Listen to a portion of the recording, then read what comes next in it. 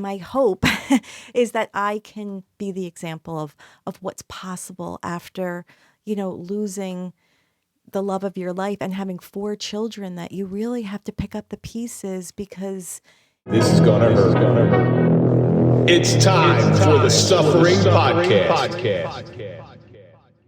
And we're not where we want to be in it. But that's the fun time. It's the fun time. Yeah. And it's also the time that you just have to recognize that that's how we get to who we want to be and where we want to be in our profession. We have to just start.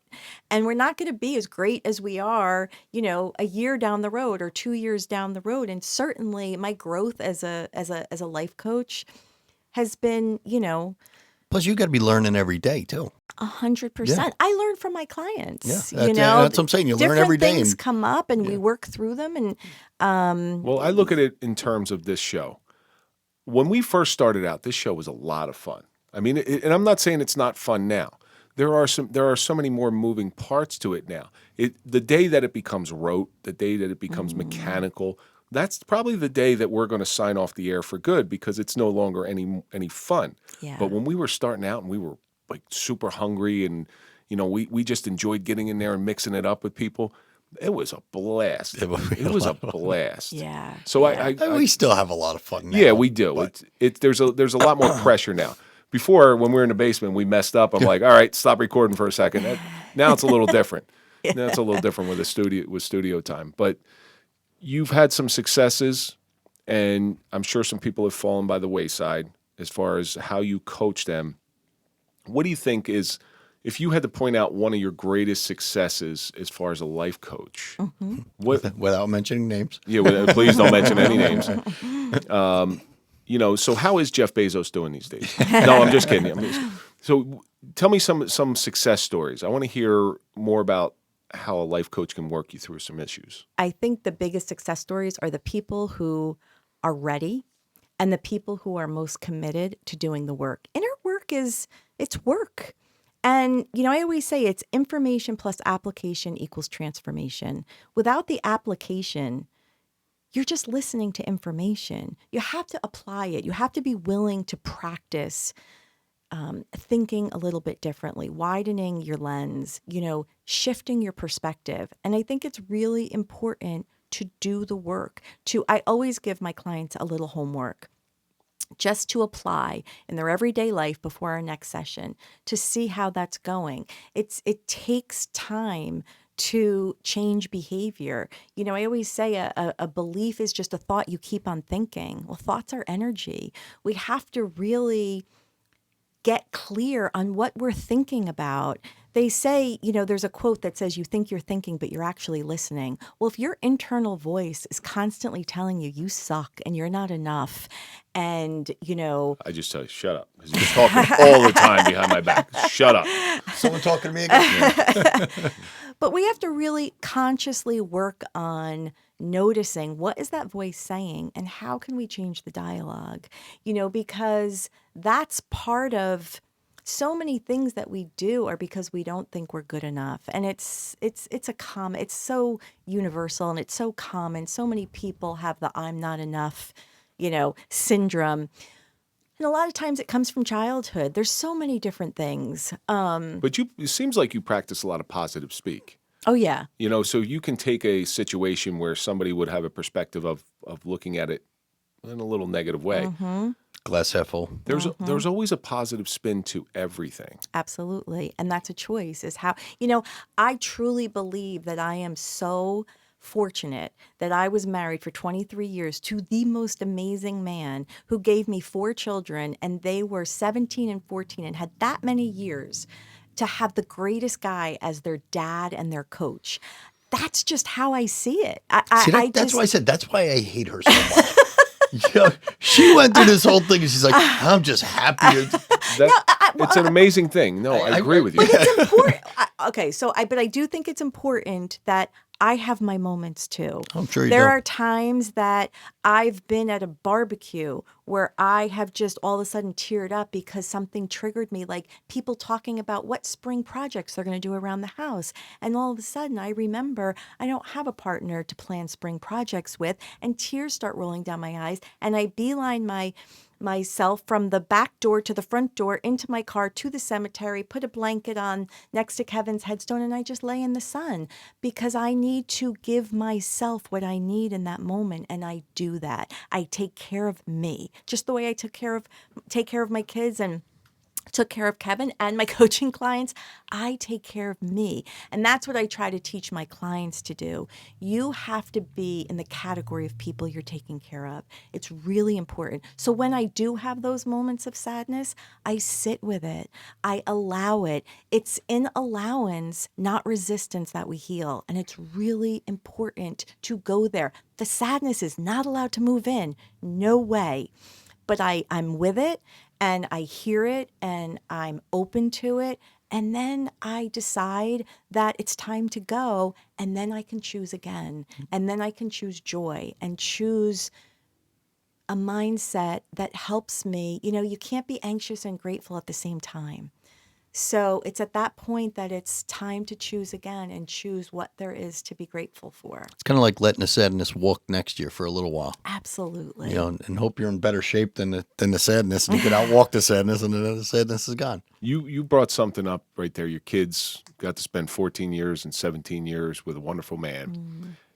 And I say, you've heard me say this all the time, but the loss of my grandfather was probably the greatest loss I ever felt in my life. That's 27 years ago. And it took me probably 10 years to come to this realization, to say, I didn't lose him. I only got to spend 22 years with him. How lucky am I got to spend 22 years with him? Most people don't get that opportunity. Yeah. When I changed that mindset in my head, I stopped what I consider my grieving, and I started my celebration. Yes. And what better way to honor your grandfather than to be celebrating his life, for him to be looking down and knowing that you are joyful and that you're enjoying your life and celebrating his. And I think that there's no more, there's no bigger respect. It's interesting. My children had a baseball game. Kevin died at 2:00 in the morning. And I came home, and my children had a baseball game, and I had written the eulogy already. A couple of friends had sat with me and helped me, and the theme of it was the game must go on. And I called a girlfriend at 7:00 in the morning. Kevin had just passed 5 hours earlier in hospice, and I said to her, I'm gonna give the boys the opportunity or the choice to play in the baseball game. And she said, of course you are. The game must go on. And 2 of them were an immediate yes, and 2 of them were unsure. Mom, don't you think it's a little weird that we would play baseball on the day that our father died? And I said, well, it depends how you look at it. It is what you did with your dad most often. How wonderful for you to honor his life by playing a baseball game on the day that he died. And he's going to have the best seat in the house and with all the angels, and his mom, who you've never met, and his dad, who, was their grandfather and had passed away 2 years prior. He's going to get to watch you guys play. And it was a beautiful day. The athletic director did spoke a few words and did a moment of silence. It was a beautiful sunny day. They played Butler, which is where Kevin graduated high school. They won. They were all so happy that they played, and it was just magnificent. No wonder you're a successful life coach, because you speak about your husband who died from this awful disease, and you have a smile on your face the entire time. I want to throw up right now. I told you. She's not coming in. I feel like a giant pile of shit. Yeah, I'm not feeling so good about my life, because it's my mother was 83 when she passed away, and she'd say, we liked you much better when you were negative and you talked about people. Now you have no judgment. You're so positive. But I'll bet you that experience losing your husband has made you such a more effective life coach, such a more effective podcaster, and now it's even led you to writing a book. Yes. Oh, okay. Yes. And this by the time this show airs, the book should be out. Yes. That's got to be exciting. It's so exciting. Yeah. It's so exciting. I'm so proud of this book, and it was something that kept coming up. And I've mentioned the universe before. I truly believe the universe sort of taps you on the shoulder, kind of, gives you a little push, and then smack in the head. It's like, come on, aren't you catching on what you're supposed to be doing? And it kept coming up about writing a book. Just different places. People were like, you should write a book. You should write a book. I blog a lot. I'm big on social media, and I write a lot. I find it to be very cathartic. And I put a post that I wrote in a big Facebook community, and the response was unbelievable. And every time I thought about writing a book, I thought, gosh, that feels so overwhelming. How could I write a whole book? And after I wrote this blog and posted it in this group, I think there was like 400 comments, and so many people said, this is the most beautiful post that I've ever read. Are you an author? And all of a sudden, Soon to be. I said, how could I write a book? Sort of turned into, how can I not? How can I not? And it's weird when you have that inside of you, like it's bubbling up inside of you that I got something in here and I just don't know how to get it out. Yes. Well, and the beautiful part for me, not only was it cathartic to go through everything and to write it and to really be in my feelings with Is all the Suffering Podcast in it? She asked me to write the foreword for it. Okay. All right. And everything was really going bad, and I went on the Suffering Podcast, and everything changed. Everything changed. What's the name of the book? Raising Hope. Oh, wow. It's like this constant bombardment of positivity. Well, it has two meanings for me. So Raising Hope is because I was raising these 4 boys and they were young. And I, like I said, Aiden was in 5th grade. The boys were in 8th grade when Kevin was diagnosed. So I was really raising them with hope in their hearts that there would be life after this awful, however it turned out. And also raising hope in the reader. I really had to think about what is the purpose of this book. And I knew it was to give people who are going through, whether it's death or some sort of any kind of circumstance that brings you to your knees. Like that. Yeah, I mean, there's so many. For them to have hope, to give them strength and hope. And for me to honor Kevin in another way by writing this book and by giving people something, with our story. Oh my gosh, how beautiful. It's like I feel like I'm just taking him along with me. And it helps so much ease the grief because he's still such a big part of everything that I do. And I think for my kids too, it's really beautiful. He's not forgotten. I guarantee there's a lot of Kevin in that book. Yes. Absolutely. Just the absolutely. thoughts behind what you're putting on paper. Kevin's in the back of your mind. Yeah, absolutely. Well, it's nice to be able to get that stuff out of you, that stuff that's inside, that stuff that's holding you back. Mike and I can attest to this when we tell the things that we've gone through. For me, when I just release it, you're able to, you've been carrying that burden on your back for so long, and you just Yeah, absolutely. The armor. the armor. Well, and you realize 20-year things- squat. You realize things too, like the book is full of lessons, things that I learned along the way. Every chapter has a little lesson at the end of the chapter, and then there's actually a whole chapter about different things that happened and what they taught me. And my hope is to help people see things a little bit differently, or make them think a different way, or maybe, and certainly give them hope, and recognize that there is life after death and you can be happy again. It's a different happy, but it's a happy and it's possible. And I think anytime someone can be the example of what's possible, that's just I think without hope, it's sure death. absolutely. Without hope. We had a discussion before we went on air. Our friend Charlie Cifarelli suffered some medical issues, and my main concern with him was you can't lose hope. You can't lose hope, because once you lose hope, you're done. Yeah. And I said those words to him. Maybe it was a little harsh for me to say it.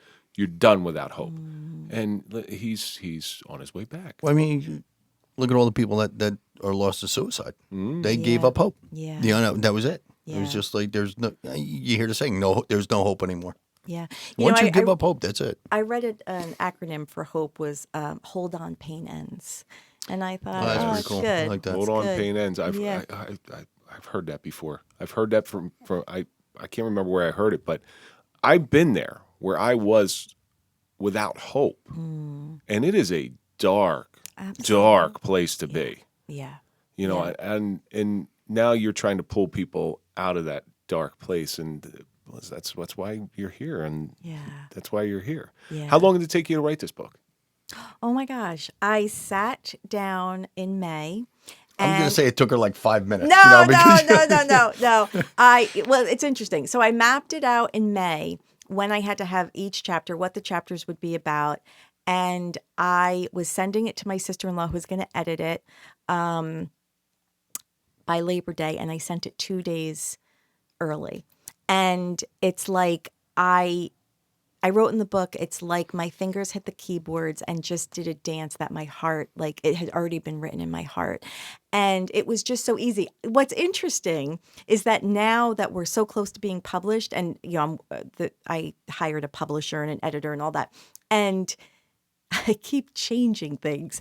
And it's funny because my nephew is a big artist, very successful artist, and he says his paintings are never finished. And I'm finding that to be with the book. Like I finally said, okay, that's it. I sent it back and I said, I promise that's human we're beings. done. Yeah, because you can always You're make never it finished. a little better. You can, But it's with what ifs. Well, what if I put it this way? Right. What if This I might be better. Maybe they'll understand it better this way. Does it sound better? Yeah. So I think if you ever were finished with it, there would probably be a bigger problem than it being always having that doubt in your head that it's maybe I could just add this one little thing in there. Yeah, you just have to get to a point. But what I love is that my sister's an artist and she painted the cover, and my niece, who is just getting her PhD, she's a clinical psychologist. She wrote the foreword.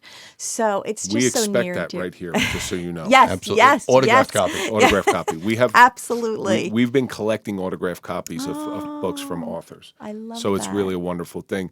But you know, it's good. We got to get her autograph now because after she comes out with her like fifth and sixth book, you know, and she's on Oprah Winfrey one day, she'll say to suffering who?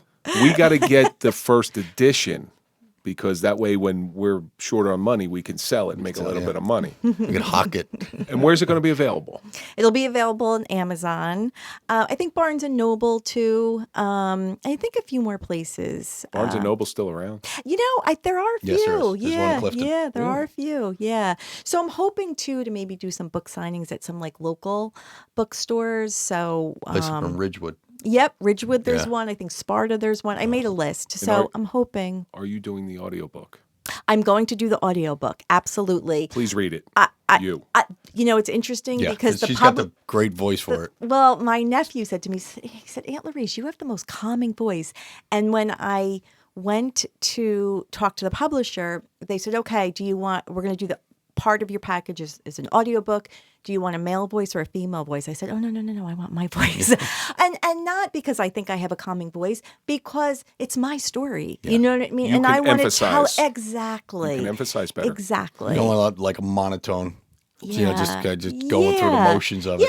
Yeah, I want the feeling to be there because there's a lot of feelings that go along with telling the story. And with most books, and these days I still enjoy reading, but I don't get the chance to sit down and read anymore. So I do a lot of audiobooks. I gravitate towards audiobooks that are read by the authors because of that emphasis. I think there's like 2 books out there, or one of them's a series that are read by somebody other than the author that I really enjoyed. Yeah, okay. Like That I makes really sense. got Yeah. it. Mm-hmm. And one of them was David Goggins' First of All Can't Hurt Me, and his new one Never Finished. The other one was the Jack Carr series, the about James Reese. They just did the Amazon Prime movie with Chris Pratt. Oh, okay. So that was read by a guy who he was a professional.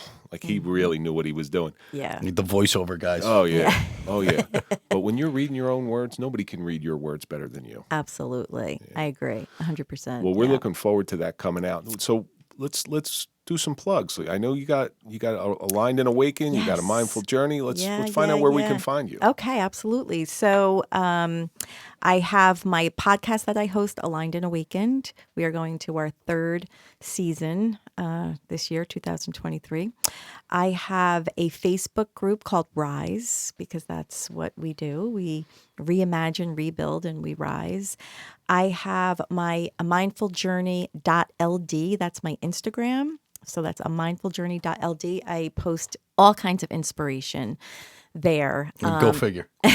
And all these links, just so you know, will be on okay. every social media post. They'll be under the links on our YouTube channel. So if you want to, everybody, I encourage you to go check out Laurice. She's an amazing person, somebody who I draw a lot of strength from. As you could tell listening to this. Yeah, it's She really is. Thank you. It's like the anti-suffering podcast. Exactly.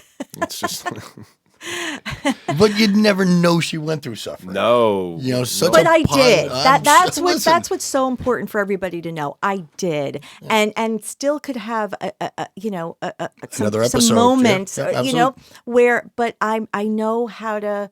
I know how to just work through it. I don't push it away. Compartmentalize it. Yeah, I don't push it away. It's there for a reason, and I honor that.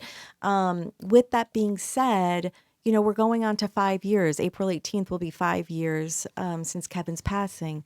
So my hope is that I can be the example of what's possible after, losing the love of your life and having 4 children, that you really have to pick up the pieces because you really want to ensure that, that they know that it really is going to be okay, even when you're not 100% sure. Nobody's 100% okay. And if you Yeah. said you were, I'd consider you a liar, and I don't consider you a liar. Yeah. Do you do anything on April 18th?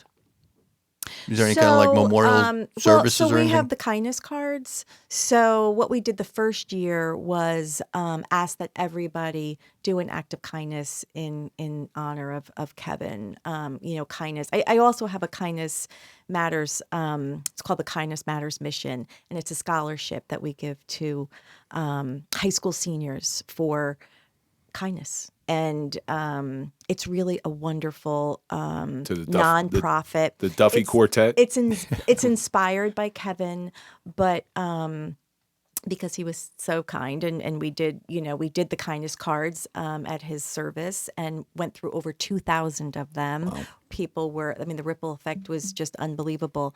So that's what we did. But after the first year, no, there's nothing that we do that is like a yearly tradition. All the boys are in college. I'll bet you they remember it, though. Absolutely. That's a big day, 100%. yeah. I mean, First call we that all- morning. Mom, how you doing today? Yeah. Exactly. Well, Laurice, What was it? Butler put up a nice statue too, right? Kinnelon did. Oh, was it Kinnelon? Kinnelon did. Yeah, put a really nice statue, and I got to how old would put a Kevin have plaque. been? Well, he was 53? 53, so he would be 58. He'd be when 58. He's he- because I know somebody from Kinnelon. I'm going to ask. I'll see him tomorrow. I'll actually. Well, Kevin ask. was born and raised in Butler, though, right? He was, Oh, okay. Bloomingdale. He All was right. born and raised in Bloomingdale, but a lot of people in Kinnelon know him because he coached everything. I'm going to ask him. I never thought about that. So again, one of the questions that we always stick with. You've gone through this life. You've gone through all this different stuff. You come out on the other side. You're one of the most positive people. You speak positively. You really give people hope. You're raising hope with your new book. You're aligning and awakening people. It's just amazing, all the stuff that you're doing. But you're suffering. What do you think it's taught you? I think it's taught me to be present. I think it's taught me to live in the moment, and it's certainly taught me to be grateful for everything that is, rather than regretful for everything that isn't. And I think that it's also taught me to really focus on where my power is, rather than craving power and control where I don't have it. Laurice, it's always a pleasure to have you in here. And you are always welcome. You're part of our family. You have been from the very, very beginning. And I'm interested to see where you're going in the future, because some of the things that come out of your mouth, I'm a big fan of, say, like Jordan Peterson. Okay, I love listening to Jordan Peterson, because some of the things that come out of his mouth, you sort of think about and you ruminate on, and you're like, okay, now how do I apply that to my life? And the same thing from you. You say these certain things, and I just sort of sit back and I get lost in your words, where I'm like, okay, I'm looking forward to all the stuff that you're going to do. Thank you so much. I'm And let us know if you're having book signings and everything. Yes. Because I would love, I'm I'll coming. definitely go, and maybe we'll try to get some of our dented family up there to Oh, I would love that. All the support, is so get our appreciated. Laurice Be careful what you signs. ask for. Yeah, that's what I was going to say. Be careful what you ask for. It'll be like a WWE event. a bunch of guys showing up with body paint on. Like the Raider Nation with the shoulder pads and spikes. Laurice, it's always a pleasure. Thank you so much. Thank you. Laurice, Thank like you, I said, Kevin. you are a wonderful person. You make me hate myself, but you really are a wonderful person. And like I said, Kevin was a great guy. Thank you. At least I know one good Kevin. And unfortunately, he's. You guys are always fun to be with. So thank you so much for having me back. I really enjoy hanging out with both of you. Anytime you want to come. Yeah. And that's going to do it for this episode of the Suffering Podcast. Don't forget to check out popple.com. Go to popple.com, put in TSP20 for a nice 20% discount on your own digital business card. And as always, let's think about all the stuff that we learned today. See around your own blind spots. Don't run from the truth. Search for answers. Decide and choose who you're going to be. You're either pushed by pain or pulled by pleasure, but most importantly, hold on, pain ends. Hope. So good. That is so good. That's going to do it for this episode of the Suffering Podcast. Don't forget to follow us on social media, Instagram, Facebook, Twitter, TikTok. Follow Mike at Mike_Failace. Follow me at Real Kevin Donaldson. Don't forget you can always listen before you watch on Sundays. And that's going to do it for this episode of the Suffering Podcast. We'll see you on the next episode.